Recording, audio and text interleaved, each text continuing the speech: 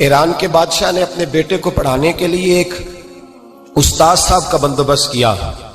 استاد صاحب کو کہا کہ میرے بچے کو دین پڑھائیے، میں چاہتا ہوں کل اس نے عنان حکومت کو سنبھالنا ہے تو یہ دین سے آگاہ ہو جائے، اس کو کچھ سکھائیے، پڑھائیے۔ بہت نیک بزرگ بڑے درویش عالم پڑھانے لگے، اسباق مکمل ہو گئے، دین کے اسباق قرآن مجید پڑھایا، احادیث طیبہ کا درس دیا، اصول فقہ سے روشناس کرایا۔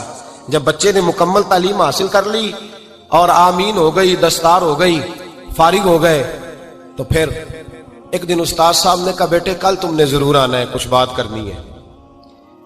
شہزادہ گیا ملنے استاد صاحب سے، استاد صاحب نے کنڈی لگا لی، ہاتھ میں درہ پکڑ لیا، مار مار کے پورے وجود کو زخمی کر دیا، کوئی غلطی نہیں، کوئی بات نہیں، مارا۔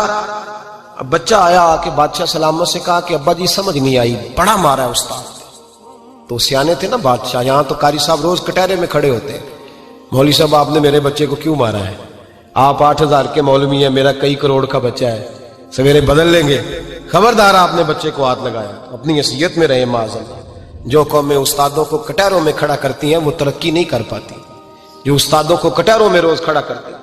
کہا ابا جی بڑا مارا ہے، تو والد بڑے سمجھدار تھے، کہنے لگے بیٹا استاد باپ ہوتا ہے، وہ زیادتی نہیں کرتا، کوئی بات ہوگی، میں تیرے استاد کو کٹہرے میں نہیں بلاؤں گا۔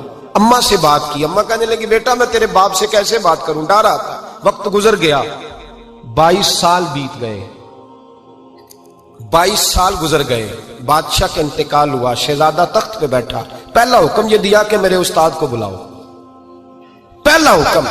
استاد جی بوڑھے ہو گئے تھے، چھڑی کے اوپر ٹیک لگا کے آئے اور بھویں سفید ہو کے جھک گئی تھیں، یوں آنکھ کھول کے بڑی مشکل سے دیکھا، کہنے لگے شہزادے حکم ہو۔ کب میں شہزادہ نہیں، اب میں بادشاہ بن گیا ہوں۔ استاد جی 22 سال بیت گئے، آپ نے مارا تھا، پر وہ درد چونکہ زیادتی کی تھی، میرا قصور کوئی نہیں تھا، تو نہ میری روح سے درد گیا ہے نہ میرے جسم سے گیا ہے، میں بے اختیار تھا، پوچھ نہیں سکتا تھا، آج با اختیار ہوا ہوں۔ سب سے پہلے پہلا حکم آپ کو دیا، بلایا ہے، بتائے کیوں مارا تھا، کیوں مجھے مارا تھا، میری زیادتی بتائے۔ تو استاد بوڑھے استاد کی آنکھیں آنسوں سے بھر گئیں، کہنے لگے بیٹے بس آج کے دن کے لیے مارا تھا، یہ جو دن آ گیا نا میری زندگی میں اس لیے مارا تھا، یہ میں چاہتا تھا میری زندگی میں وقت ہے، آج کے بس میری مراد پوری ہو گئی۔ کہا صاحب کس لیے، مجھے بھی سمجھائے۔ آپ فرمانے لگے کتنی دیر ہو گئی تجھے مار کھائے ہوئے، کتنا زمانہ بیت گیا؟ کہنے لگا 22 سال۔ فرمایا زخم بھولے تو نہیں، درد ختم تو نہیں ہوئی، تمہیں بات 1 منٹ کے لیے بھی تمہارے حافظے سے محو تو نہیں ہوئی؟ کہ استاد جی روز رات کو یاد آتی، روز خیال آتا تھا۔